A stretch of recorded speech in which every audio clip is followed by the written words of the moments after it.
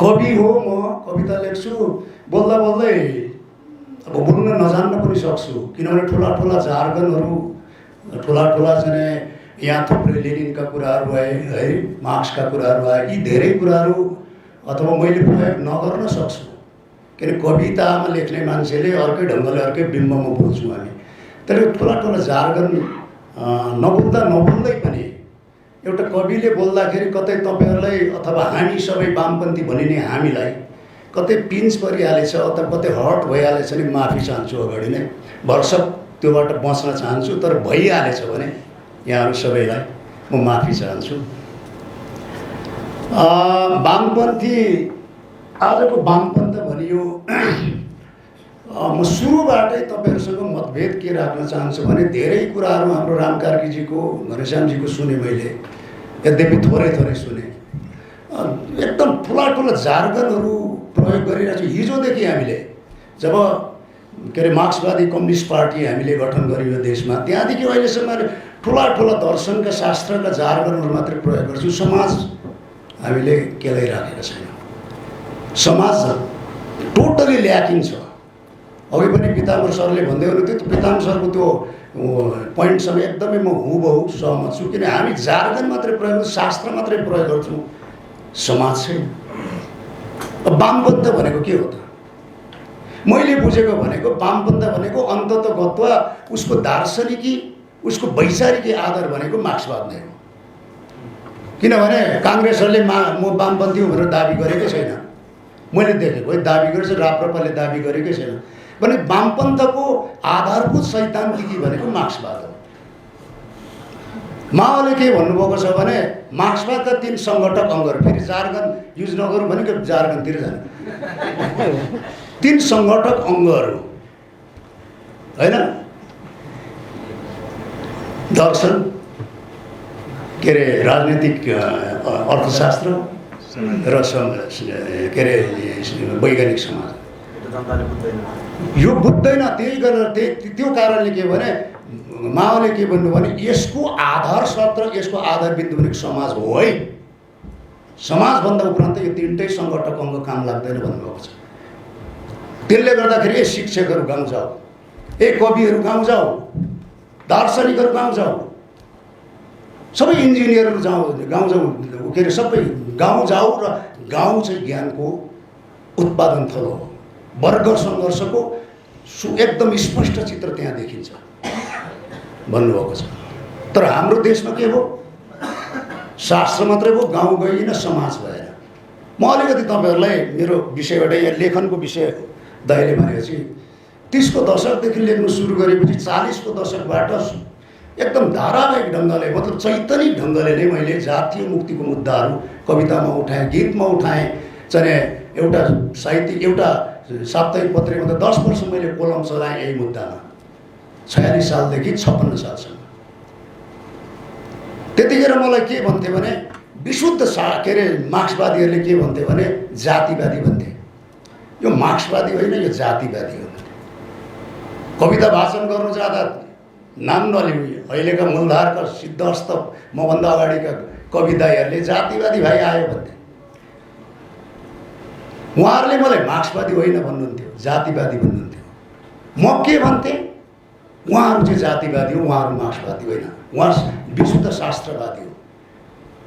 यो अर्थले के भने उहाँहरू मार्क्सवादी होइन, विशुद्ध शास्त्र जडसूत्रवादी भन्छौँ नि, शास्त्रवादी हुन् र उपल्लो जातिवादी भैकमवादी हुन् भन्थे म।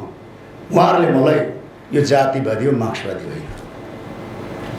म के आक्षेप लाउँथेँ भने तपाईँहरूले शास्त्र मात्रै बुझ्नुभएको छ, समाज बुझ्नुभएको छैन। मैले समाज बुझेको, त्यो कारणले म मार्क्सवादी हो। भने वामपन्थको के अरे मार्क्सवादको जरा भनेको समाज हो, मेरो चाहिँ दृष्टिकोण। किनभने लेखनको कुरा गरिसकेपछि लेखनमा यही जरा आउनुपर्छ, समाजहरू कहाँ छ त हाम्रो समाज? अघि मैले भने माओले समाजलाई व्याख्या गर्ने क्रममा अथवा मार्क्सवादलाई व्याख्या गर्ने क्रममा चिनिया मोडेलको समाजमा व्याख्या गर्नुभयो। चिनिया मोडेलको समाज अनुसार रूपान्तरण मार्क्सलाई, के अरे मार्क्सवादलाई चाहिँ उहाँले प्रयोग गर्नुभयो र माओ भन्नुभयो। राम कार्कीजीले भन्नुभयो मार्क्सवादमा थप्नु सकिन्छ, थपिएको छ, धेरै कुराहरू त थप्न सकिन्छ, तर नेपालमा चाहिँ नथपेर हो समस्याको। सृजनशील शास्त्र हो नि त मार्क्सवाद भनेको, खोइ त थप्ने। यहाँको समाज अनुसार, यहाँको समाजको मोडेल अनुसार, सामाजिक संरचना अनुसार मार्क्सवादले कहाँ थपियो? खालि शास्त्र मात्रै पढिँदैछ नि हामीले, शास्त्र शास्त्र शास्त्र। यही कुरामा मतभेद भएर म त्यतिखेर 40 को दशकमा शास्त्रीय मार्क्सवादीहरूलाई तपाईँहरू मार्क्सवादी होइन भन्थे। किन मार्क्सवादी होइन? तपाईँहरूले समाज बुझेको छैन।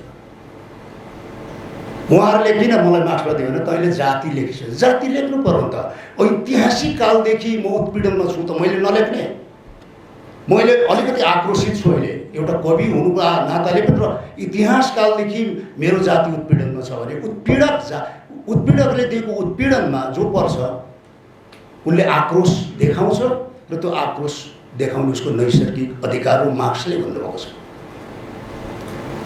त्यसले गर्दा म तपाईँहरूले जोड गरेर भन्छु, तपाईँहरूले जो मार्क्सवादीहरू हुनुहुन्छ तपाईँहरूलाई जोड गरेर भन्छु, समाज बुझ्नुहोस्। यो समाज, यो देशको समाजको संरचना कस्तो छ, मूलभूत कुरा मेरो यति नै हो। किनभने सबैले हामीले वामपन्थी भन्छौँ, नेकपा एमाले नि वामपन्थी भन्छ, आफूलाई नेकपा माओवादी केन्द्रले नि आफूलाई वामपन्थी भन्छ, अन्य थुप्रै मार्क्सवादी पार्टीहरू सबैले वामपन्थी भन्छ आफूलाई। वामपन्थीको एउटा धेरै कुरा हामीले परिभाषित पितामह शर्माबाट प्राप्त गऱ्यौँ, तर वामपन्थीको एउटा विशेषता भनेको त वामपन्थी र राष्ट्रियता जोड्नुपर्छ कि पर्दैन? राष्ट्रवाद भनेको होइन मैले, राष्ट्रियता जोड्नुपर्छ पर्छ कि पर्दैन वामपन्थीसँग अथवा मार्क्सवादसँग? मतलब आन्तरिक राष्ट्रियताको सबलीकरण बेगर वामपन्थ बाँच्दैन, मार्क्सवाद बाँच्दैन, मार्क्सवाद विकास हुन्छ, बाँच्दैन। त यो देशको आन्तरिक राष्ट्रियता कमजोर छ। यो देशको आन्तरिक राष्ट्रियताहरूको धेरै राष्ट्रहरू, आन्तरिक राष्ट्रका धेरै राष्ट्रहरू ओझेलमा छन्, विभेदमा छन्। के को मार्क्सवादको कुरा गर्छु? वामपन्थ र राष्ट्रियता जोड्नु पर्दैन? त्यही राष्ट्रियता भनेको समाज भनेको। अब भन्नुहोस् तपाईँहरू, उसले पनि वामपन्थ भन्छ, उसले पनि वामपन्थ भन्छ। मेरो किराँतीको आदर्शको केन्द्र, मेरो किराँतीको चाहिँ त्यो तपाईँको संस्कृतिको केन्द्र, सांस्कृतिक धरोहर र मेरो किराँतीको हजारौँ वर्ष, 8000 वर्ष अगाडिदेखि मेरा पुर्खाहरू आएको त्यो माइग्रेसनको एउटा कडी हो फुवालुङ। त फुवालुङलाई फुटाउने मान्छे, त फुटाउने तबका कसरी वामपन्थी हुन्छ? मलाई उत्तर दिनुहोस्, कसरी वामपन्थी हुन्छ? मेरो फुवालुङले फुटाउँछु भन्ने। तपाईँले सुन्नुभएको छैन अहिले कि 1 नम्बर प्रदेशमा किराँत ऐतिहासिक विभेदमा परेका जातिले पहिचानको मुद्दा अगाडि बढाइराखेको छ। त किराँत प्रदेश नदिने मान्छे पनि, त्यो तबका पनि, त्यो शक्ति पनि वामपन्थ हुन्छ? प्रश्न गर्छु म। यो उत्तरदायीबाट आउँछ होला र अलिकति एग्रेसिभ भयो। अब चाहिँ थोरै केही कुराहरू राख्छु यहाँलाई। नेपालमा यही समाजको संरचना अनुसार थपिएन मार्क्सवादमा अरू सृजनशील बुदाहरू थपिएन, त्यही थपिएर यो विभेद भएको। मलाई के लाग्छ भने अब पितामह शर्माले पनि अलिकति थोरै छुनुभयो, त्यो एकदम त्यो सम्बन्धी म चाहिँ त्यो बुदा माथि चाहिँ एकदमै सकारात्मक छु। यो देशमा चाहिँ आर्थिक वर्ग दाइले अघि भन्दै त्यो हिजोदेखि 7 सालदेखि 6 सालदेखि आर्थिक वर्ग, नेपालमा आर्थिक वर्ग मात्रै छैन, सांस्कृतिक वर्ग पनि छ। यो देशमा वर्णले वर्ग उत्पादन गरेको छ, त्यसले कसरी हल गर्नुहुन्छ? कुन मार्क्सवाद युज गर्नुहुन्छ तपाईँहरू? छुवाछुत छ त वर्णाश्रम व्यवस्थामा आधारित देश हो बाबा। त वर्णाश्रम आधारित देशलाई विशुद्ध शास्त्रको आधारले 19औं शताब्दीको युरोपियन कन्टेक्स्टको आधारले हेरेर कुन मार्क्सवादले हल गर्नुहुन्छ तपाईँहरू? यहाँको छुवाछुत त्यही कारणले मार्क्सवाद फेलर भएको हो दक्षिण एसियामा, भारतमा, नेपालमा। किनभने वर्णाश्रम व्यवस्था छ, त्यसले हल नगरिकन आर्थिक वर्ग मात्र 16 डोलो मोटोमा हामीले हल गर्नै सकिँदैन। तपाईँहरूले एक दुईवटा उदाहरण दिन्छु। यहाँहरूले सबैले सुन्नुभएकोलाई मदन राई भन्ने छ नि हाम्रो, याद गर्नुहोस्, उहाँ किराँतीहरूको तपाईँहरू कसैको छैन होला त्यतिको सम्पत्ति। यो त्यतिखेर 75 जिल्ला थियो, अहिले 77 जिल्ला, 77 जिल्लामा उहाँको एउटा घडेरी छ। अनौठो छ, उहाँ आफै घोषणा गर्नु 77 जिल्लामा एउटा घडेरी छ हौ मेरो। गफ पनि लाउँछ र अलिकति होइन, गफ होइन, साँच्चै यो चाहिँ हो। त्यो यौन सम्बन्धी के होला त्यो थाहा छैन, तर अर्थ सम्बन्धीमा उहाँको जुन आर्जन सम्बन्धी, आर्थिक आर्जन सम्बन्धी सत्य हो। उहाँ त धनी मान्छे हो नि त के, तर उहाँ उत्पीडनमा हुनुहुन्न त। राज्य सत्ताको दृष्टिकोणले हेर्ने भने उहाँ सांस्कृतिक उत्पीडनमा उहाँ पनि हुनुहुन्छ। त कसरी हल गर्ने यसलाई? एउटा अर्को तपाईँहरूले के अरे हो, एउटा तितो सत्य तपाईँहरूलाई भन्छु। गोरुको मासु खाए बापत, गाई काटे बापत अझै पनि गणतन्त्र नेपालमा धर्मनिरपेक्षताको सङ्घीयता धर्मनिरपेक्षता भएको संविधानवाला देशमा हामी नागरिक छौँ। गोरुको मासु खाए बापत अहिले पनि तामाङहरू जेलमा छ, किराँतीहरू जेलमा छ, मुद्दाहरू खेपिरहेछ। त्यसलाई कुन मार्क्सवाद युज गर्नुहुन्छ? नथपिकन 19औँ शताब्दीको मार्क्सको शास्त्र मात्रै घोकेर त्यसलाई कसरी हल गर्नुहुन्छ? रुकुम काण्ड, नवराज विकको प्रेमको काण्डले गर्दाखेरि 6 जना हत्या भयो, त्यसलाई कुन मार्क्सवाद प्रयोग गर्नुहुन्छ? समाज नबुझी हुन्छ भनेको। सबभन्दा ठुलो कुरो त चुरो त समाज हो नि त। माओले चिनिया मोडेलको समाज अनुसार मार्क्सवादलाई व्याख्या गरेर प्रयोग गर्नुभयो र पो चिनमा सबै कुरा हल भयो। अब नैतिकताको प्रश्न आयो, यहाँ नैतिकताको कुराहरू धेरै आयो। चिनमा त्यत्तिकै त्यो समाज त्यसरी त्यो मतलब विकास भएको होइन र सबै कुरा जातीय मुद्दाहरू हल भएको होइन त्यत्तिकै। चीनमा विशुद्ध नैतिकताको पाठ भनेको त्यहाँ ताओवाद र कन्फ्युसियसवादको आधारमा त्यहाँ मानिसहरूको नैतिकता बिल्डअप भएको छ। त्यसरी हो चीनले विकास गरेको। हाम्रोमा कसरी नैतिकता हुन्छ कि समाज नै वर्णाश्रम व्यवस्थामा विभेद छ। वर्णाश्रम व्यवस्थाको आधारमा हिन्दू धर्मको जगमा यो देशले शासन गर्छ भने कसरी नैतिकताको तपाईँहरू व्याख्या गर्नुहुन्छ र कल्पना गर्नुहुन्छ? तर मार्क्सवादलाई हामीले केलाउँदाखेरि समाज केलाउनुपर्छ भन्ने मेरो अलिकति है त थोरै। अब थोरै अलिकति 2 मिनट जति लिन्छ। कविता भोलि अरे। अब समाजवाद यसरी हामी समाजवादको कुरा गर्दैछौँ। समाजवादको विषय मेरो पनि सानो एउटा टिम छ, यस्तो त होइन, सानो टिममा हामी समाजवादको विषय धेरै छलफल गर्छौँ। हामीले एउटा त्यो टिमबाट के एउटा निष्कर्ष निकालेको छौँ भने समाजवाद ल्याउने यो भाष्य ठिक हो त? कहाँबाट ल्याउने समाजवाद? रुसबाट, चीनबाट कि मार्क्सको देश जर्मनबाट ल्याउने हो? जर्मनीबाट ल्याउने हो। समाजवादतिर त जाने पो त, ल्याउने होइन त। जाने भए कसरी जाने त? यो देशमा समाजवादका सांस्कृतिक अंशहरू धेरै जातिहरूसँग छ। जस्तो मेरो किराँतीको अलिकति भन्छु तपाईँहरूलाई।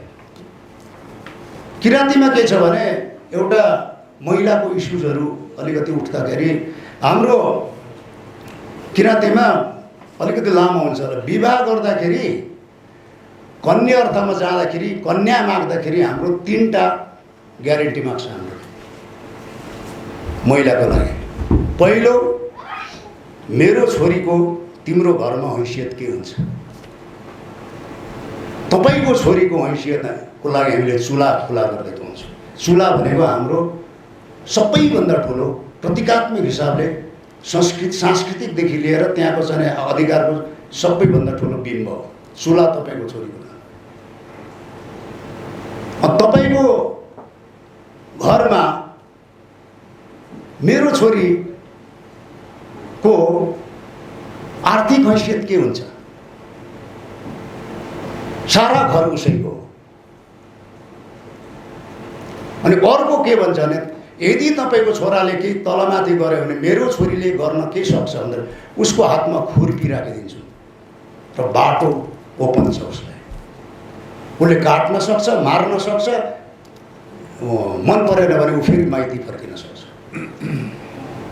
3टा ग्यारेन्टी दिएको हुन्छ हाम्रो छोरी चेलीहरूले। ऊ वैवाहिक संस्थामा गएपछि ऊ त्यसरी ग्यारेन्टेड हुन्छ। त समाजवाद भनेको के हो? महिला मुक्ति पनि त होला, महिला अधिकार पनि त होला, होइन?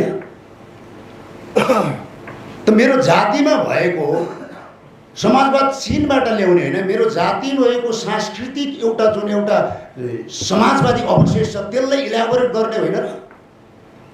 सबै जातिहरूले त्यसलाई अङ्गीकार गर्नुपर्ने होइन र? कसरी चाहिँ समाजवादतिर जाने हो त? यही नै भएको रहिथाने, यही नै भएको मौलिक ज्ञानहरूलाई राष्ट्रियकरण गर्ने र त्यसलाई अवलम्बन गर्ने होइन सबैले भनेको समाजवादमा जाने होला। कहाँ समाजवाद ल्याउने कुरा हो त? हामी उल्टो दिशातिर यो समाजवाद ल्याउने भाष्य गलत छ। समाजवाद जाने भाष्यतिर चाहिँ जानुपर्छ हामीले। अर्कोको एउटा हर्क साम्पाङ भन्दैछौँ। हर्क साम्पाङ कति सफल हुन्छ त्यतातिर मेरो चासो छैन। हर्क साम्पाङले देखाइरहेको श्रमको कल्चर छ नि, त्यो कल्चर खोइ हामीमा। त्यो श्रमको कल्चर पनि किराँतीमा छ, खोइ त तपाईँहरूले अवलम्बन गरेको थियो। कति सफल हुन्छ त्यो थाहा छैन। कतिले के भन्दैछ अहिले हर्क साम्पाङलाई टेबलमा बसेर नीति निर्माण गर्नुपर्ने मान्छे उहाँ चाहिँ बेल्छ। त्यो भनेको सामन्ती संस्कार हो, सामन्ती सोच हो कि हामीले अहिलेसम्म हाकिम भएपछि टाई लगाएर टेबलमै बस्ने देखेको छौँ। त्यो श्रमको संस्कृति खोइ त हामीले त्यसलाई हामीले स्थापित गर्नुपर्ने होइन र? अनि अर्को निजी सम्पत्तिको कुरा आउँछ। हेर, समाजवादमा जाने भएपछि हेर्नुहोस् है, म किराँती भएर मैले ग्लोरिफाई गरेको होइन, त्यो संस्कृतिलाई अवलम्बन गर्नु भने मेरो जातिमा 2021 सालसम्म मस्टली धेरै जसो चाहिँ परिवारको निजी सम्पत्ति थिएन। किपट व्यवस्था हुने थाहा होला नि तपाईँहरूले, साझा सम्पत्ति थियो। निजी सम्पत्तिको अवधारणा कहाँबाट आयो त? आफैले आत्मसात गरेर छातीमा हात राखेर सोच्नुहोस् त्यो निजी सम्पत्तिको अवधारणा कहाँबाट आयो? कसले ल्यायो यो देशमा? मेरो किराँतीमा त थिएन। त्यसले मेरो किराँतीमा, आदिवासी जनजातिमा, दलितहरूमा भएका राम्रा समाजवादसँग उन्मुख अथवा समाजवादसँग जोडिएका अवशेष, सांस्कृतिक अवशेषहरूलाई यो देशले अङ्गीकार गरेपछि पो समाजवाद जहाँ गइन्छ त? कहाँ चीनबाट ल्याएर हुन्छ त? दाइले कुइना ठोकेको आजले यति हो।